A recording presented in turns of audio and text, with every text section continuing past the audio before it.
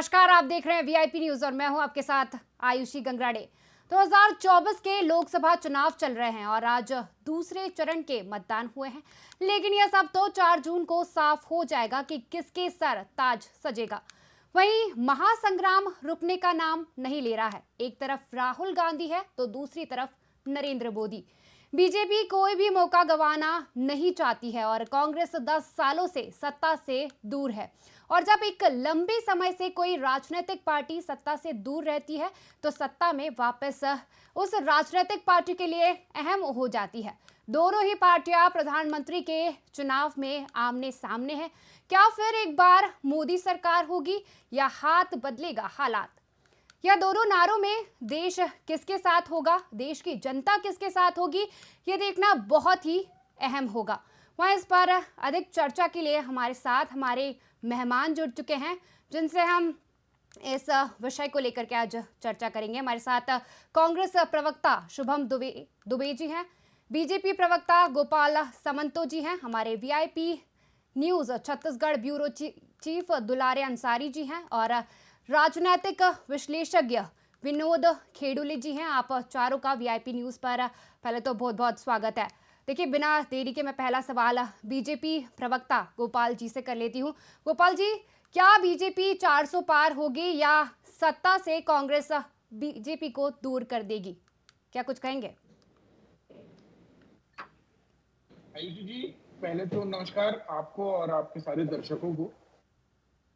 भाजपा 400 पार जरूर करेगी और डबल इंजन की सरकार आप छत्तीसगढ़ में जरूर देखेंगे। जैसे 10 साल में हम सरकार में रहे, 5 साल हमारी डबल इंजन की सरकार भी रही और 5 साल भूपेश बघेल की सरकार रही, जिसमें आतंक, भय और घोटालों की सरकार रही। लोग त्रस्त हो चुके थे, इसलिए 2023 में बदल दिए। दूसरी बात, सबसे बड़ी बात करना चाहूंगा कि कांग्रेस तो 50 सीट के लिए मारामारी कर रही है। अब आपके हालात इतने बदल चुके हैं कि कांग्रेस 50 मतलब हाफ सेंचुरी लगाने के लिए बड़ी मेहनत करनी पड़ती है और सत्ता में आना तो बहुत दूर की बात है। अब उनके हाथ में एटीएम भी नहीं रहा। भूपेश बघेल के नाम का जो एटीएम था, वो एटीएम भी हाथ के हाथ से निकल चुका है। तीसरी सबसे बड़ी बात है विकास की बात करूं, अगर मैं छत्तीसगढ़ के परिदृश्य में बात करूं, एम्स, आईआईटी, आईआईएम जैसी सारी संस्थाएं भाजपा के कारण आई और भाजपा की सरकार में रहते हुए आई। आज पिछले 3 साल में 3 एक्सप्रेस वे बने और बन रहे हैं। आप सोचिए, छत्तीसगढ़ सिर्फ 6 घंटे की दूरी पर विशाखापट्टनम के पोर्ट से रहेगी। मैं एक सवाल ऐड कर दूं। एक सवाल हेमंत जी, एक सवाल यहाँ पे मैं जोड़ देता हूँ आपको। देखिए, एक बड़ा प्रोजेक्ट था आपका नमामि गंगे करके, बहुत बड़ा आपने शोर मचाया इसको लेकर के। माँ गंगा के साथ प्रधानमंत्री श्री नरेंद्र मोदी जी ने फोटो भी खींचा और बड़ी कैंपेनिंग की आप लोगों ने। मैं पूछता हूँ, साफ तौर पे पूछता हूँ, नमामि गंगे कहाँ है? नमामि गंगे देखने के लिए आपको बनारस जाना पड़ेगा। नमामि गंगे देखने के लिए आपको पटना जाना पड़ेगा। नमामि गंगे देखने के लिए आपको बंगाल जाना पड़ेगा। नमामि गंगे देखने के लिए आपको गंगोत्री में जाना पड़ेगा। आप रायपुर में बैठ के नमामि गंगे तो देख नहीं पाएंगे, मुझे ऐसा लगता है। और छत्तीसगढ़ सरकार ने व्यवस्था भी की हुई है। आप आचार संहिता के बाद अयोध्या जाने की जो अयोध्या यात्रा की जो व्यवस्था की है, उसमें आपको टिकट की व्यवस्था हो जाएगी भाई साहब। आप जाइए, बिल्कुल अयोध्या में राम जी की भी दर्शन करिए और नमामि गंगे। मैं सवाल, आप प्राण प्रतिष्ठा के लिए वोट मांग रहे कि हमने जो राम को लाए हैं जनता उनको लाए, पर नमामि गंगे के लिए आप कोई बड़ा प्रोजेक्शन नहीं दिख रहा है। कहीं होर्डिंग पे नमामि गंगे नहीं दिख रहे। साफ तौर पे समझ में आता है कि नमामि गंगे को लेकर के आपने कोई प्रोजेक्शन नहीं किया, नमामि गंगे को लेकर के आपने कोई बड़ा बजट नहीं लाया। नमामि गंगे में 600 करोड़ रुपए आपने फूंक दिया, पर 6 इंच भी आप माँ गंगा को साफ नहीं कर पाए और बीजेपी इस धरातल पे कहीं ना कहीं असफल रही है। ये सामंत जी, गोपाल जी, आपको ये मानना पड़ेगा। अंसारी जी, मैं आपसे एक सवाल पूछना चाहूंगा। आप ईद के पहले घर में एक बार सफाई करते हैं या ईद के बाद भी सफाई करते रहते हैं? जब सफाई हो जाती है तो सफाई हो जाती है। अगर कोई स्कीम सक्सेसफुली हो चुका है, संपन्न हो चुका है, तो संपन्न हो चुका है। अब आप उस योजना में बाकी आगे जाके उस योजना को अनावरत चलाया नहीं जा सकता है। नमामि गंगे एक टाइम बिंग प्रोजेक्ट था, एक टाइम स्लॉट का प्रोजेक्ट था। जो नमामि गंगे के तहत जो योजनाओं को हाथ में लिया गया था वो सारी 2024 के बाद जी नमामि दुलारी गंगे जी, प्रोजेक्ट दुलारी जी एक सेकंड देखिए हमारे साथ शुभम जी भी बने हुए हैं कांग्रेस प्रवक्ता, मैं उनका भी रुक कर लेती हूँ, एक बार उनसे भी जान लेती हूँ। देखिए अभी गोपाल जी ने बात की है 400 पार को लेकर के, बीजेपी को लेकर के, तो आप क्या कुछ कहेंगे इस पर? देखिए, सबसे पहले तो मैं कांग्रेस की तरफ से और एक नागरिक की रूप से जय जोहार करता हूं। ये बात कर रहे थे कि भारतीय जनता पार्टी की ना नियत है ना भारतीय जनता की नीति है। मैं इसको साबित करता हूं कैसे। 11 में 10 सांसद भारतीय जनता पार्टी को छत्तीसगढ़ ने दिए। वो 10 सांसदों ने जब ट्रेन कैंसिल हुआ तो मुद्दा नहीं उठाया। सर्वप्रथम कांग्रेस के विधायक और हम जैसे कार्यकर्ता रेलवे स्टेशन के बाहर खड़े प्रदर्शन कर रहे थे, पर इनके एक नेता का बयान नहीं आया। दूसरी बात ये करते हैं मोदी को हम स्ट्रांग करेंगे। ये क्या स्ट्रांग करेंगे? अगर मोदी जी को छत्तीसगढ़ से मोदी जी का इतना ही संबंध है कि मुझे कोयला अदानी को देना है, मुझे ट्रांसपोर्टेशन अंबानी को देना है, इसके बाद कुछ ना इनको केंद्रीय मंत्री बनाते हैं ना केंद्रीय। जिन जिन सांसदों को इन्होंने बनाया, जिन जिन चाहे रेणुका सिंह जी हो चाहे गोमती साय जी हो, अगर व्यक्तिगत उनका छवि धूमिल नहीं था तो काहे को भारतीय जनता पार्टी ने टिकट काट दिया? भारतीय जनता पार्टी सिर्फ और सिर्फ ठगने वालों की पार्टी है। ना इनके पास कोई नीति है, ना किसी काम करने की नियत है। और ये बात करते हैं, ये बात कर रहे थे भैया, अभी गोपाल भी बात कर रहे थे आईआईटी की। तो भैया आईआईटी तो भिलाई में स्टेब्लिश होना था। रायपुर में क्या जरूरत पड़ी कि 6-7 साल तक आपको आईआईटी रायपुर में चलानी पड़ी? आप आईआईएम की बात कर रहे थे। आईआईएम आपने लीजिए भैया, सुन तो लीजिए, वरना 2 मिनट बोलूंगा तो देशद्रोही बोल दोगे मेरे को। आप सुन लो पहले।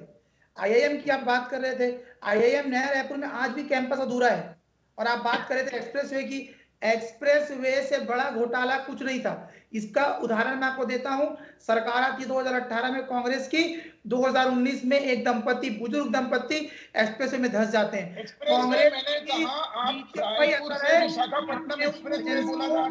काम करवाया। आप खड़े होकर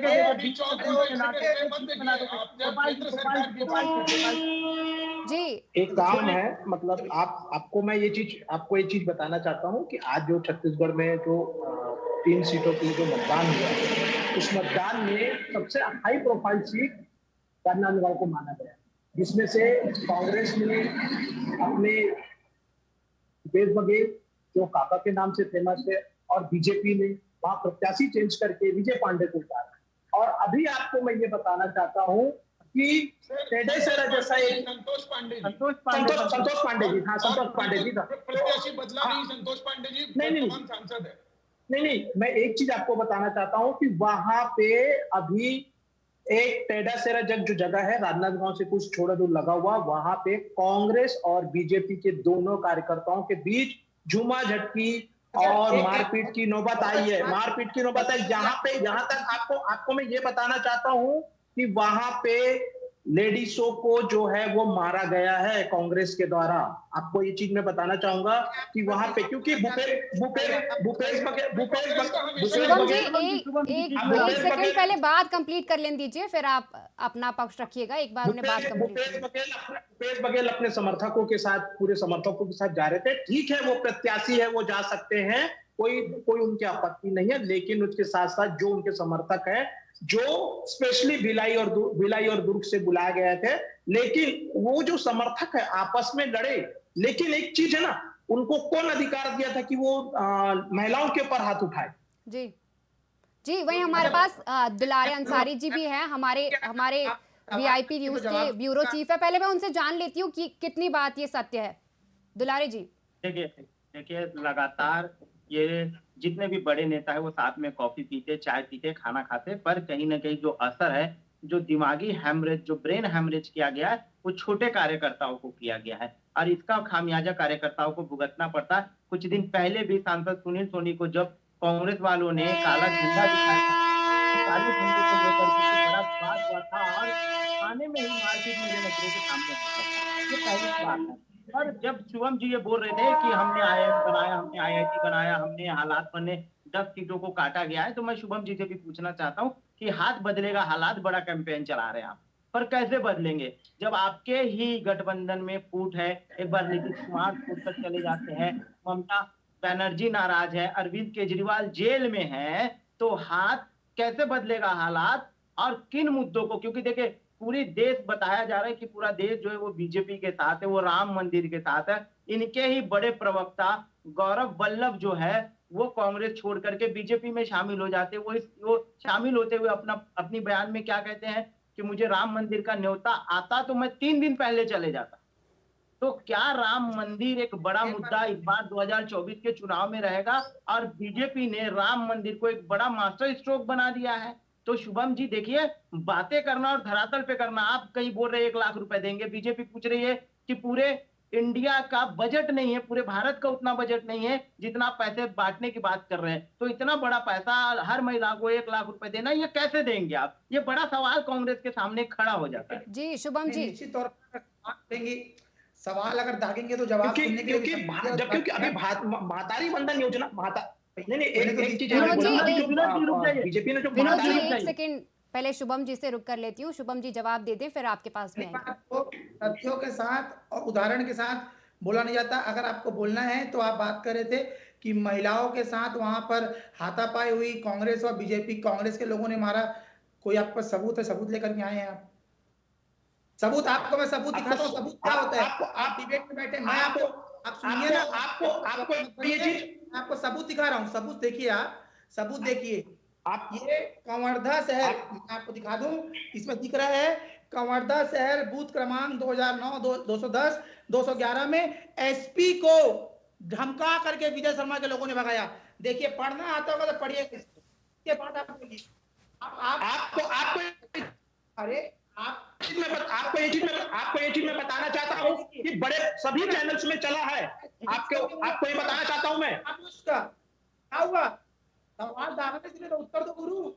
ये देखो क्या होता है भैया, देखिए क्या होता है। मैं बहुत बात लगा मर्यादा है भैया मेरे। मैं आप दूसरी बात भैया पहले सुनिए भैया, राहुल भैया बोल के पूरे देश को वो बुद्धू नहीं बना पा रहे भैया बोल के। आपका सवाल नहीं था, मैं आपसे बात ही नहीं कर रहा हूँ। आपने क्यों विजय शर्मा जी का नाम लिया? अब आप मेरे सवाल का जवाब दीजिए भैया। आप मेरे सवाल का जवाब, मेरा तो ये भी सवाल है कि आप मंदिर जितना एलर्जी क्यों है? कांग्रेस को राम मंदिर से एलर्जी क्यों है? अच्छा कांग्रेस के, कांग्रेस का कोई नेता, अच्छा मुझे एक बात बताइए, आप क्या हिंदू नहीं? मैं आपसे बात कर रहा हूँ, राम को मानने वाले नहीं है? कांग्रेस की पार्टी में कोई राम को मानने वाले नहीं है कि आज तक के कोई राम मंदिर नहीं जा पाया?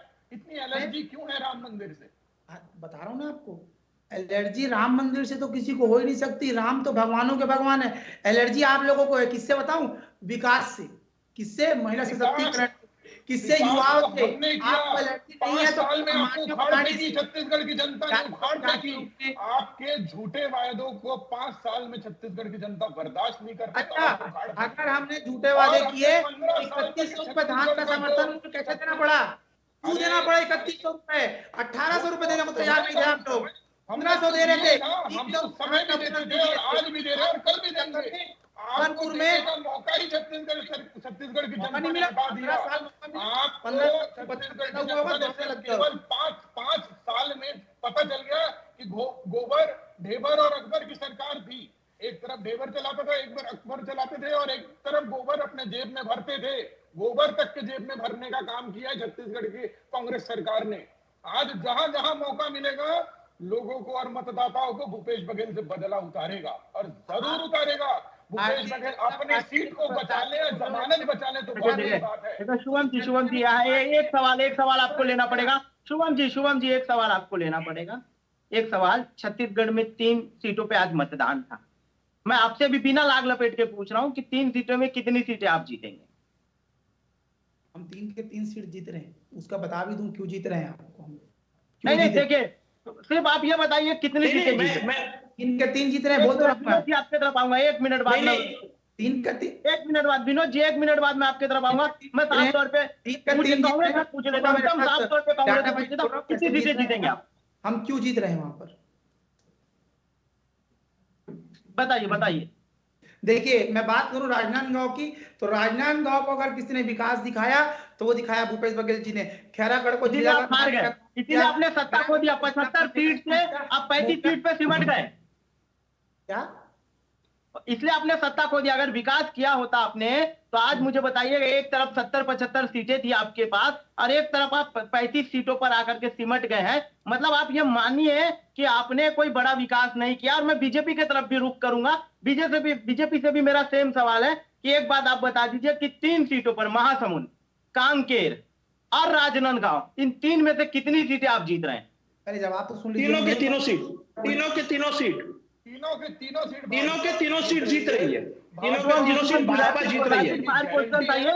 मैं एक सवाल और जोड़ दूं बीजेपी के लिए। इसलिए आपने 9 प्रत्याशियों में से सिर्फ 2 प्रत्याशियों को दोहराया, एक संतोष पांडे और दूसरा विजय बघेल। 7 सीटों पर अगर आपने जीत आपकी पक्की थी तो आपने रायपुर से सांसद सुनील सोनी को टिकट क्यों नहीं दिया? आप क्यों सीटों पर बदलाव कर रहे हैं? क्या मेरा सवाल पूरा हो जाने दीजिए गोपाल जी, मेरा सवाल पूरा हो जाने दीजिए। डर लगता है क्या? ये डर का माहौल है बीजेपी में क्या? 400 आंकड़े जो बीजेपी बोल रहे हैं, जैसे आपने पिछले बार बंगाल में दिया नारा, आपने हरियाणा में दिया नारा, आपने अमित शाह जहां भी गए नारा दिए, उस नारे से आप बहुत दूर दिखे लोकसभा की सीटों पर। तो क्या इस बार जो आपका नारा है कि छत्तीसगढ़ में 11 से 11 और देश में अब की बार 400 पार, तो यह संभव है या ये सिर्फ नारा बन के, ये जुमला बन के रह जाएगा? अब मैं जवाब देता हूं। राजनीतिक पार्टी, भारतीय जनता पार्टी राजनीतिक पार्टी सबसे विश्व की बड़ी पार्टी है। क्या आप भारतीय जनता पार्टी में टैलेंट की फौज है। भारतीय जनता पार्टी में नेताओं के भरमार है, नेताओं के लाइन लगी हुई है कि एक से बढ़कर एक नेता और एक से बढ़कर एक विजन के साथ है। भारतीय जनता पार्टी में टैलेंट को मौका दिया जाता है, टैलेंट को निखारा जाता है। इसलिए भारतीय जनता पार्टी हर वर्ष, हर चुनाव, हर जगह, हर मौकों पर नए टैलेंट का प्रयोग करती है, नए टैलेंट का प्रयोग करती है। ये राहुल गांधी और गांधी परिवार का पार्टी नहीं है, ये आम आदमियों की पार्टी है, ये भारत के जनमानस की पार्टी है। ये राहुल गांधी की पार्टी नहीं है कि राहुल गांधी अगर 15 बार फेल होंगे तो 15 बार मौका दिया जाएगा। राहुल गांधी अगर मैं एक चीज यहाँ पे बोलना चाहूंगा। विनोद जी का एक सवाल ले लेते हैं। एक चीज मैं बोलना चाहूंगा। एक चीज शुभम भाई, एक चीज मैं बोलना चाहूंगा। विनोद जी का एक सवाल ले लेते हैं। विनोद जी का एक सवाल ले लेते हैं। विनोद जी सवाल पूछ लीजिए। मैं सिर्फ एक चीज बोल रहा हूँ, बीजेपी जो है वो पूरा कैडर पार्टी है, संगठन पार्टी है।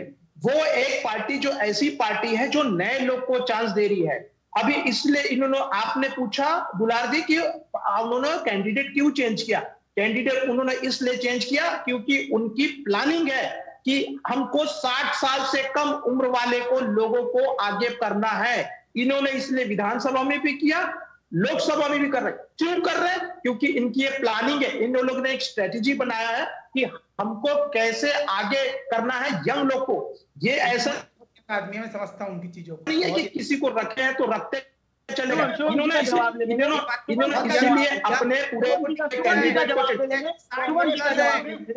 के कार्यकर्ताओं की लाइन लगी है भाजपा प्रवेश करने के लिए। युवाओं को काम करने का काम कांग्रेस ने किया। शशि सिंह को टिकट दिया, युवा कांग्रेस के राष्ट्रीय सचिव हैं। कौन से युवा को टिकट दिया? कौन से युवा को टिकट दिया आपने लोकसभा में? छत्तीसगढ़ से किसी को भी टिकट नहीं मिला आप लोगों से। आप लोग युवाओं को सिर्फ लपेटना जानते हैं, युवाओं को काम ठगना जानते हैं। आप चाहते हैं कि युवा जा करके अदानी और अंबानी कंपनियों में काम करें। यादव होता है युवाओं का मतलब, जिसके ऊपर आरोप चल रहे हैं, जिसके ऊपर केस चल रहे हैं, वो युवा होता है।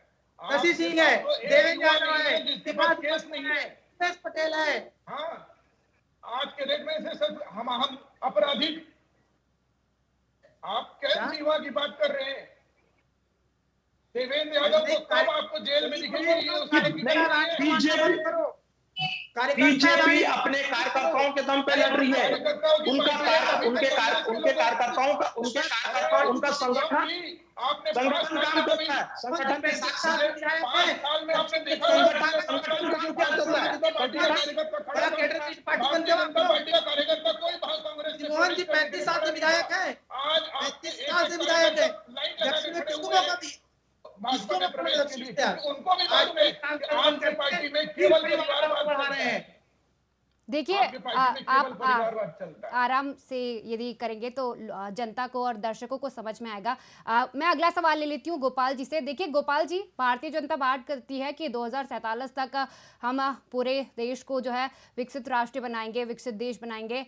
वहीं यदि बात करूँ अभी चुनाव को लेकर के, तो कई जगह पर चुनाव का बहिष्कार किया गया है। ग्रामीणों का कहना है कि विकास नहीं हुआ है, इस वजह से उन्होंने चुनाव का बहिष्कार किया है। आज उत्तर प्रदेश की बात कर लूं तो उत्तर प्रदेश के भी कई गांव में चुनाव का बहिष्कार किया गया। प्रथम चरण में मध्य प्रदेश के चुनाव हुए थे, वहां पर भी चुनाव का बहिष्कार किया गया। फिर कैसे होगा विकास और कैसे बीजेपी पर भरोसा करेगी जनता? आयुषी जी, पहले तो मैं जानना चाहूंगा कि कितने ग्रामों में हुआ है। एक ग्राम को हम ये नहीं मान सकते कि मानक नहीं मान सकते। किसी किसी गांव में हो सकता है कि कोई आपकी कम्युनिकेशन का गैप हो गया हो, किसी किसी गांवों में हो सकता है कोई उत्तेजना हो, ये हो सकता है, ये पॉसिबिलिटी है।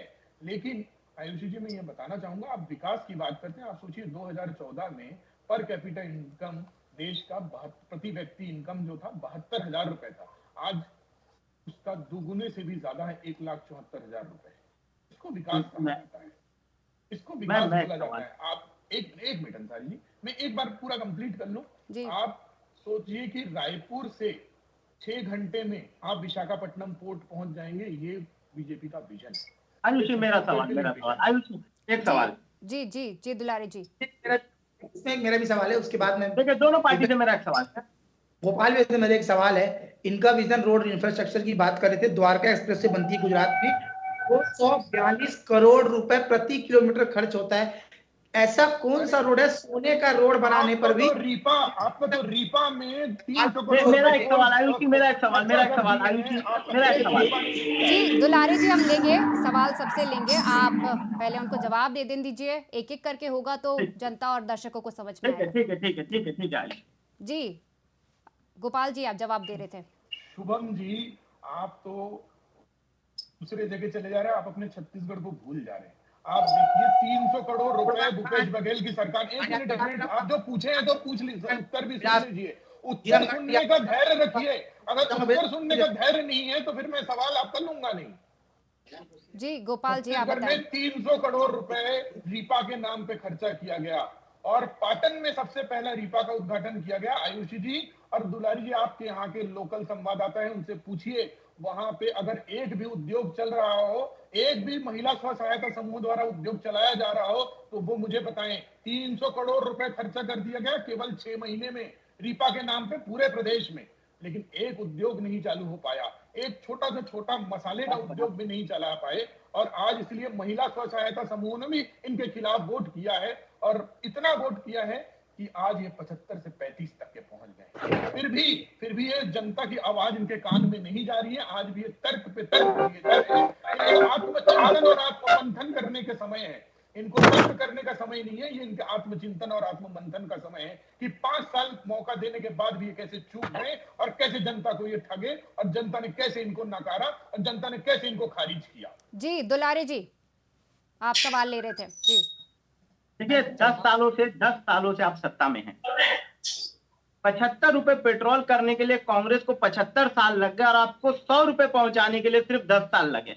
आपने वादा किया था कि गैस सिलेंडर जो है बीजेपी की तरफ से, मैं गोपाल जी से सवाल पूछ रहा हूं, गोपाल सावंत जी, आप ये बताएं देश की जनता को कि 100 रुपए पेट्रोल दे रहे हैं, 1200 रुपए सिलेंडर दे रहे हैं, क्या 2024 के बाद 500 रुपए सिलेंडर होगा या नहीं होगा? एक तरफ आप छत्तीसगढ़ में 1,000 रुपए देने की महतारियों को बात करते हैं और शराब में आप 30% तक के टैक्स लगाते हैं, वृद्धि करते हैं। तो आप एक तरफ पतियों के जेब से पैसा निकाल रहे हैं और उनके पत्नियों को देने का वादा कर रहे हैं। तो देखिए 6,000 करोड़ का बजट था, 13,000 करोड़ इस बार आपने सिर्फ और सिर्फ शराब से रिकवरी कर रहे हैं। तो देखिए जो आपने मैपिंग किया था 2024 और 2025 का अनुमानित घाटा 19,695 करोड़ रुपए, क्या वो इस तरीके से वसूला जाएगा पैसा? और छत्तीसगढ़ में शराब का रेट बढ़ा करके, सिलेंडर का रेट बढ़ा करके, पेट्रोल का रेट बढ़ा करके, टैक्स का रूप बढ़ा करके, क्या इस तरीके से अब बीजेपी जो है वो धरातल पे बातें करेगी?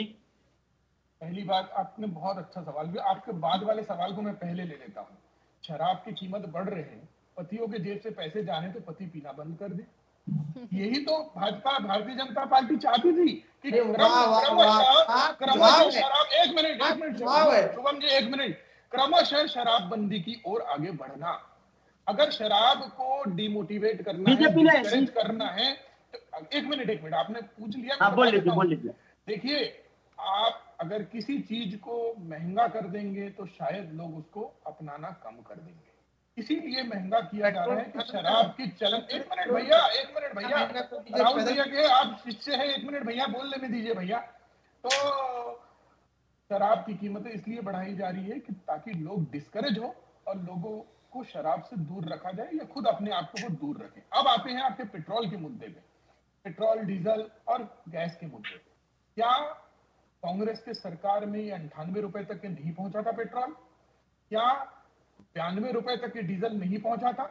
पेट्रोल डीजल ये दोनों ऐसी चीजें हैं जिसका नियंत्रण सरकार के हाथ में नहीं होता, जिसका नियंत्रण अंतरराष्ट्रीय मुद्दों के आधार पर होता है। आपको पता होगा 4 साल से यूक्रेन और रशिया का युद्ध चल रहा है, पूरा समुद्र का रास्ता बंद है। आपको भी पता चला होगा ईरान और इजराइल का युद्ध चल रहा है, वहां अजरबैजान और आर्मेनिया का युद्ध चल रहा है। पूरे विश्व में रिसेशन का माहौल है, पूरे विश्व में आप अंतरराष्ट्रीय मार्केट की आप अगर थोड़ा बहुत भी जांच कर लें या थोड़ा बहुत रिसर्च कर लें, आपको पता चलेगा कि हर जगह पेट्रोल की कीमत कितनी बढ़ चुकी है।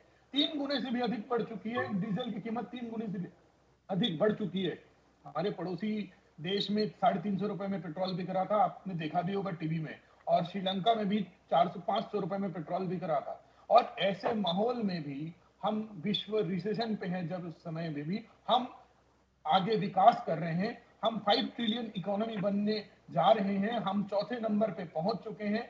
आज आप भारत का सेना को देखिए, मैं पूछता हूँ फिर हंगर इंडेक्स भी बता दीजिए, फिर जीडीपी भी बता दीजिए। देखिए मैं पूछता हूँ फिर आप हंगर इंडेक्स भी बता दीजिए, आप जीडीपी भी बता दीजिए, आप ये भी बता दीजिए कि हंगर इंडेक्स में भारत का स्थान कौन सा है और इससे पहले क्या था। आप ये भी बता दीजिए कि 56 रुपए के आसपास कांग्रेस काल में रुपया हुआ करता था, आप 86 रुपए तक लेकर के चले गए। तो आप ये भी बताइए ना कि रेट जो है वो मजबूती से नहीं कमजोरी हुआ है, रुपया जो है वो मजबूत नहीं हुआ है, कमजोर हो गया।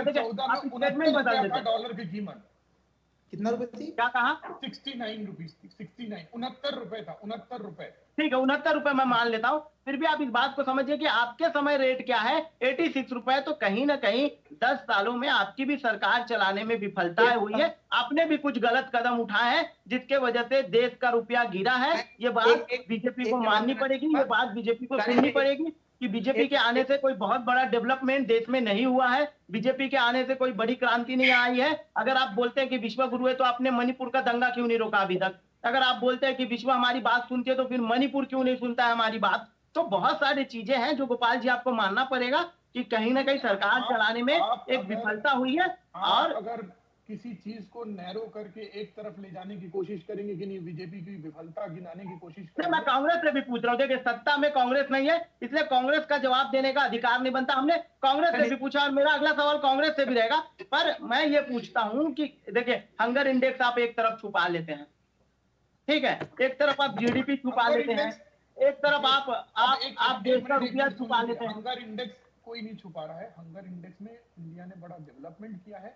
कोरोना के समय में भी मुफ्त राशन की योजना लाई केंद्र सरकार ने, और सबको हंगर इंडेक्स से आप खुद एक बार रिसर्च कर लीजिए कि हंगर इंडेक्स में कितने बहुत विनोद जी से एक सवाल ले लीजिए। बहुत अभी आपको मालूम होगा ना, पूरे देश भर में जो राशन है वो फ्री दिया जा रहा है जी।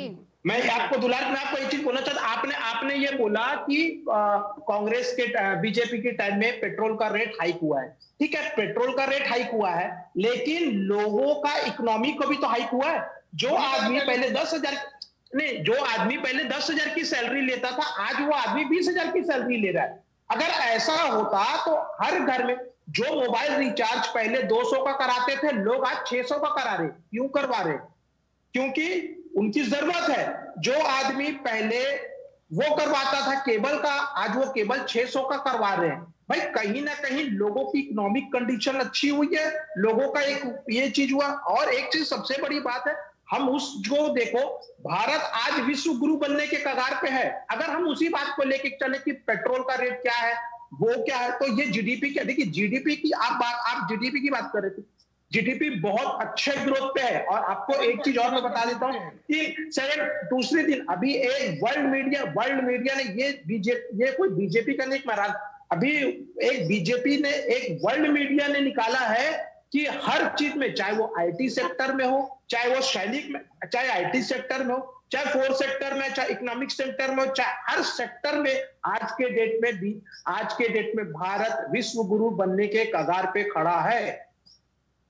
भारत 450 प्लेन का ऑर्डर एक दिन में देता है, 450 प्लेन का ऑर्डर। यूरोप की इकोनॉमी और अमेरिका की इकोनॉमी को भारत चलाता है। आज बोइंग और एयरबस दोनों भारत की वजह से जिंदा है। 450 प्लेन का ऑर्डर एक दिन में एयर इंडिया ने दिया और उसके बाद 475 प्लेन। जी देखिए, शुभम जी भी कब से वेट कर रहे हैं अपना जवाब देने के लिए। एक बार मैं उनसे ले लेती हूँ, फिर आप जरूर दुलारी जी आपसे अगला सवाल ले लेंगे। जी शुभम जी, मैं थोड़ा समय चाहूंगा कि आप सबके बातों का जवाब दे सकूं। आपने कहा कि पहले बात तो ये समझने की जरूरत है कि अगर कोई सरकार आती है तो सरकार किन मुद्दों पर आती है, किस वजह से आती है। 2014 में सरकार राम और रहीम पर नहीं आई थी। अगर हम आज 80 करोड़ लोगों को खाना दे रहे हैं तो ये बताता है कि हमारी अर्थव्यवस्था कितनी खराब है। आप 5 ट्रिलियन इकोनॉमी की बात करते हैं, 5 ट्रिलियन इकोनॉमी की बात मत कीजिए, आप पर कैपिटा इनकम की बात कीजिए। अगर आप डबल हुआ है 2014 से अभी तक डबल हुआ है, 1,74,000 रुपए तक के पहुंचा है 72,000 से।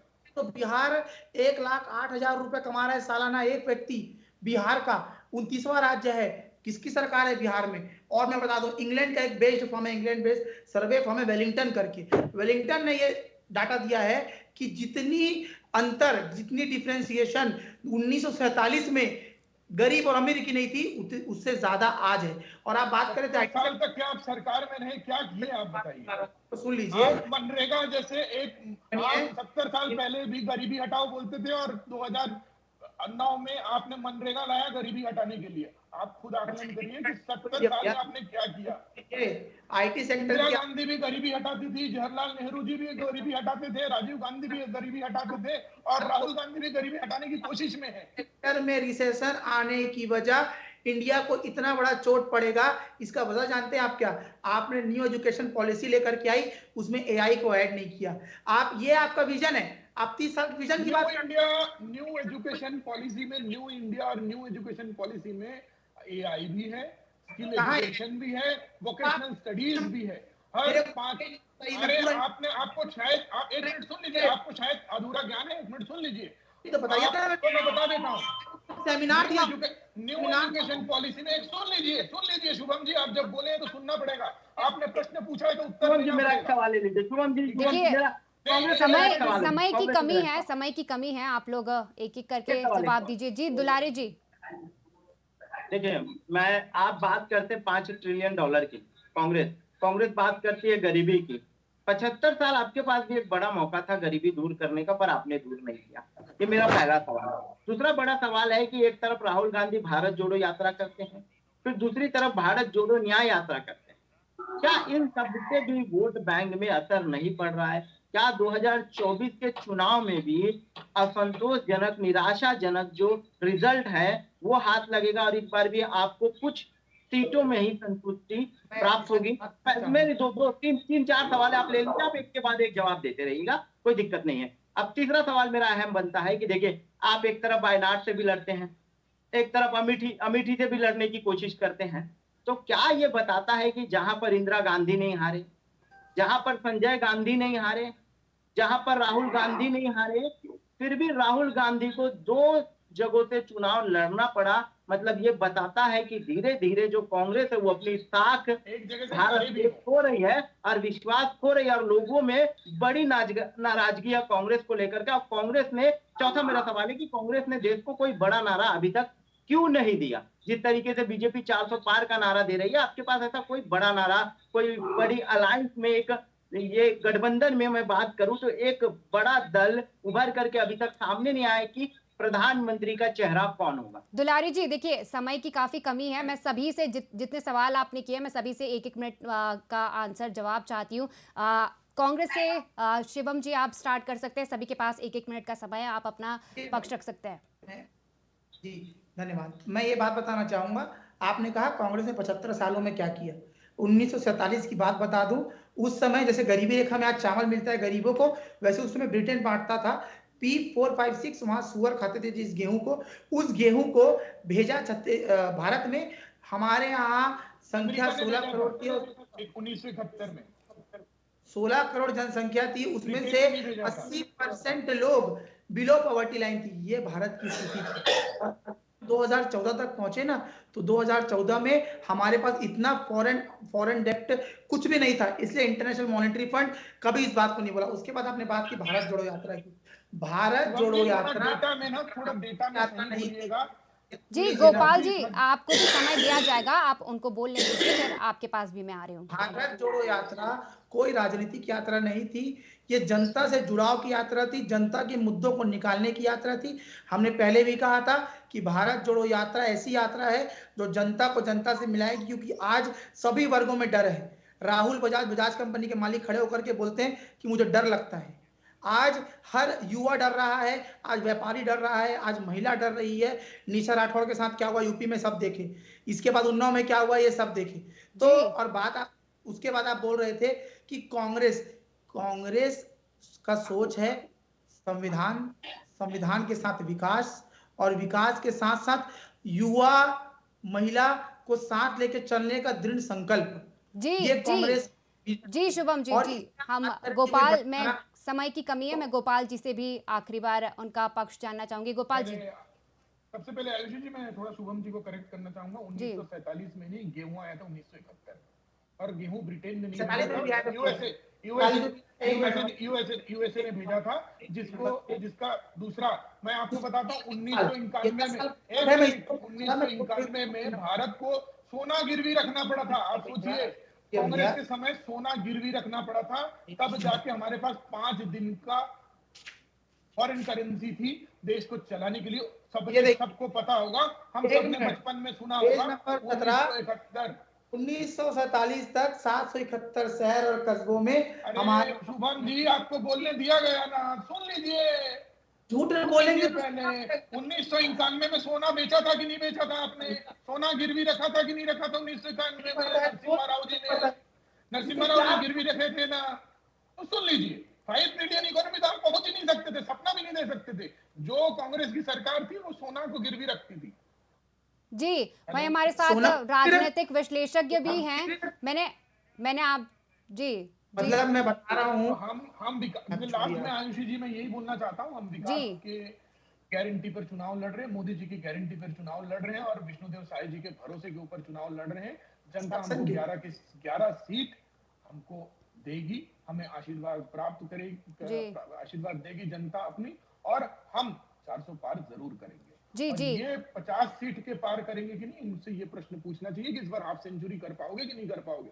2 यात्रा निकाले थे, उसमें हाफ सेंचुरी कंप्लीट हो पाएगा या नहीं हो पाएगा, इनसे ये सवाल जरूर पूछिए। देखिए, अब ये सब तो 4 जून को साफ हो ही जाएगा।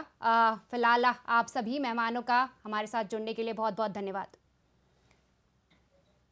लोकसभा चुनाव 2024 चल रहे हैं, और ऐसे में आज द्वितीय चरण के चुनाव थे, और लगातार जो है कांग्रेस और भाजपा में लगातार झड़प देखने को मिल रही है। और फिलहाल की इस कार्यक्रम में इतना ही। बने रहिए VIP न्यूज़ के साथ। नमस्कार।